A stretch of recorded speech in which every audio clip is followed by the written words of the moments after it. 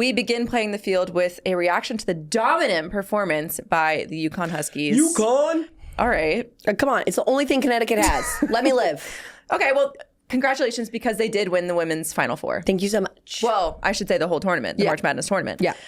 So they completed 2 historic blowouts. First was the 34-point win over top-seeded UCLA. Who everyone thought was going to win. Yeah. That was a tough watch. I know. I got a little bored by the end because it's just they weren't by so on the much. same. Yeah, weren't on the same page. Yeah, exactly. And then that was followed by a 23-point victory over South Carolina. Mm-hmm. We know how you feel about the win, but what did you think of the performance by UConn, Miss Caroline? Just like, I freaking love them because I feel like Geno Auriemma gave them a speech before this whole tournament and was like, everyone doesn't think you can do it. Like no one thinks that you're going to win it.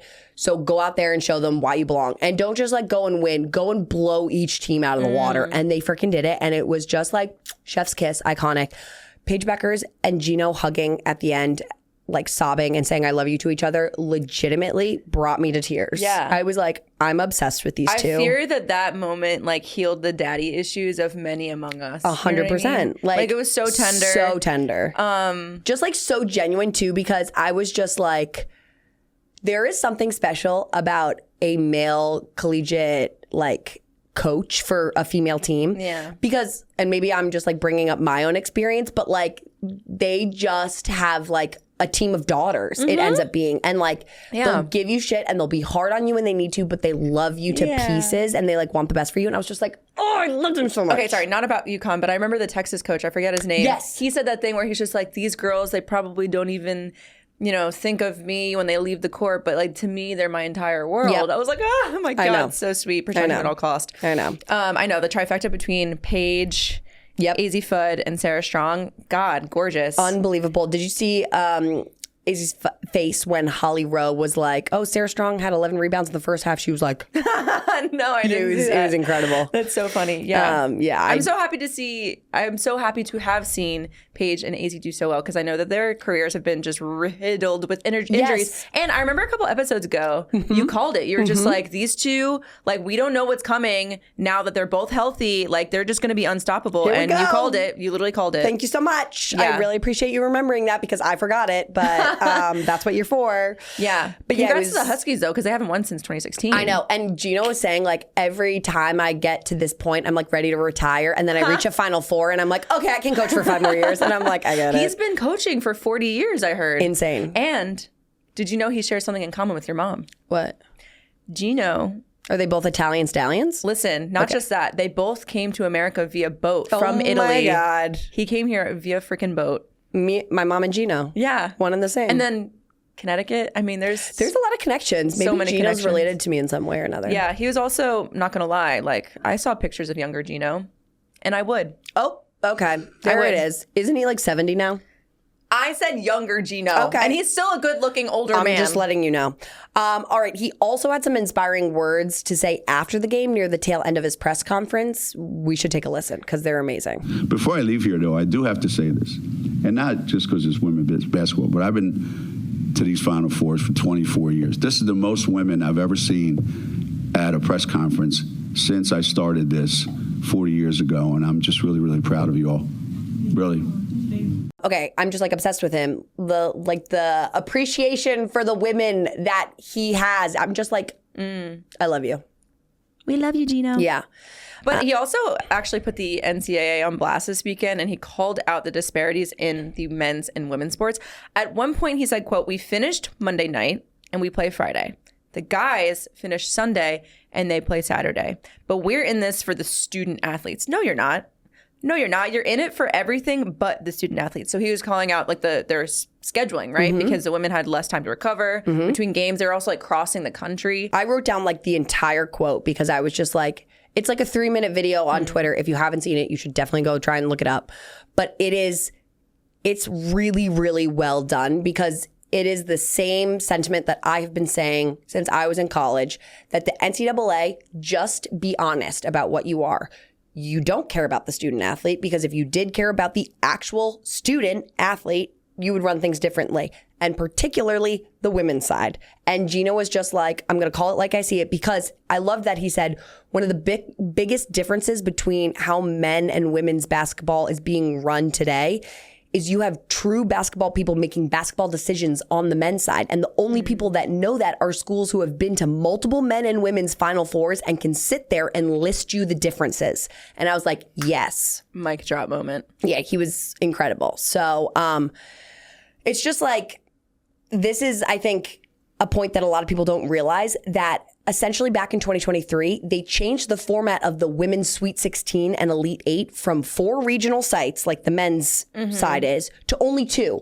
So this year, why would they do the that? 2 sites were in Washington and Alabama. Literally across the country. And they said they did it because they wanted more people to come to the events. Wouldn't 4 events make it more people? You would think. No. And Geno was like, you want to know why they did it? They're cutting costs. That's why. And they didn't do it on the men's side. And so UConn made 2 cross-country trips and played 4 games in 9 days, while on the men's side, a few teams played 4 games over 13 days. So, like, don't give me that BS. Yeah. I freaking hate when you try and say that you're doing something for a reason that isn't the truth. Just be honest. Yeah. Just be honest. I also heard that like the site for the women's games are going to remain unchanged until I think 2031. I need a fact check on that, which is unfortunate because I think the capacity for those stadiums are so much smaller than the men's game. So it's like you can't even bring in the newer fans that might, next year be interested in the games, you know? Yeah. And then in the future too, as the sport grows for women. And it's like, I understand that women's sports and men's sports are different. I'm not saying that everything should be equal across the board. Like we would bus to Tennessee as the rowing team. Wait, from Michigan? You betcha, baby. How? Over 12 hours. And the Michigan hockey team would fly everywhere. And it's just like, okay. And so like, I get it. There's differences, whatever. That's fine. But the bigger thing is like, he said when Sedona Prince put out a video in like 2020, actually maybe it was 2019, I don't know, it was like a couple years ago, everybody lost their mind. He was like, I've been here 24 times. Can you refer to the video? Yes. It's what is that? It's a video that she put out in like 2019 or so, and it's a video of her being like, here's the women's weight room at the biggest tournament in women's college basketball. And it is literally a rack of dumbbells. And she's like, and here's the men's. And it's like, and when I mean like a rack of dumbbells, I mean like 4 sets of dumbbells. And then she goes, here's the men's side. And it's like full blown squatting racks. And it's like, there's 15 of them in this massive space. And she goes, they said that it's because of space restrictions that the women didn't have that. And then she shows all this empty space. And it's just like night and day versus what you're willing to invest in women's sports. Whatever. We don't even have to like go into that. But he was like, I've been here 24 times. I didn't even know there were weight rooms at the Final Four. So like, it's just annoying. Yeah. It's just annoying. So yeah, that's all I have to say about that. But this rant came just days before a U.S. District Court was set to hold a hearing on the $2.8 billion settlement the NCAA is expected to pay out later this year. However, based on what took place in the hearing Monday, college sports could be reshaped completely going forward. What's included, $2.8 billion as back pay for athletes who competed starting in 2016 and who didn't have the chance to get NIL money. Does that mean you're going to get a payday? Yes, me rowing millions of dollars coming my way. No, but like apparently football and basketball players are expected to get up to 6 figures in back pay, while athletes like swimming, soccer, Perhaps rowing, yeah, would probably only get a couple $100. I'm pretty sure like I did the application and they were like, you're not eligible. Like, babes, it's not worth and I was it. like, got it. Okay, but I heard that aside from back paying athletes like yourself, this settlement that we're talking about could also pave the way for like schools to actually just pay athletes directly, right? Yeah, because essentially they're just like, NIL has taken a world of its own. And so now they're like, okay, if a school gets like a donation from donors, then they could use that money to like pay the athletes directly kind of thing. Because there's no longer a link between the athlete and the school. It's more so just like the athlete getting their NIL deals outside of the school. Okay, so do you think this is going to make athletes happy to be paid directly by their university? I think they should be getting both. I think they should be getting compensated. Oh, and I'm going to try not to get heated about this, but I will try my best. They should be compensated by the school for what they're bringing in. And they should also be compensated by like NIL deals that they're able to sign on their own accord. If people say that a full ride or free tuition or whatever it is your compensation, you are wrong. That is not compensation. That is because you are making more than just what you get in a free ride. Like athletes are making millions of dollars. So like respect the value that they bring to college athletics. So don't give me that bullshit argument because I fucking hated when people said that.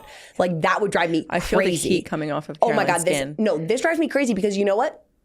Like the NCAA says, oh, we care about student athletes. We care about student athletes. And it's like, you don't just admit it. Like JJ Watt said that at some point the NCAA needs to drop the student first, athlete second charade. Billions of dollars, NIL, transfer portal, traveling cross country for midweek games. Education is not the main focus. Admit it and call it what it is. A business. Run it as such. That is the truth. Just be upfront with what you're doing. And like my biggest thing, and then I will get off my soapbox, I promise. I like this. Is that there was a commercial in 2019 that the NCAA dropped. I made you watch it. I did. Ahead of the episode. I didn't tell you why though. They portray a day in the life of a student athlete as the most BS thing I've ever seen. He wakes up, he goes to class, he goes for a little jog, then he goes to practice, then he goes to the library, and then he goes to bed.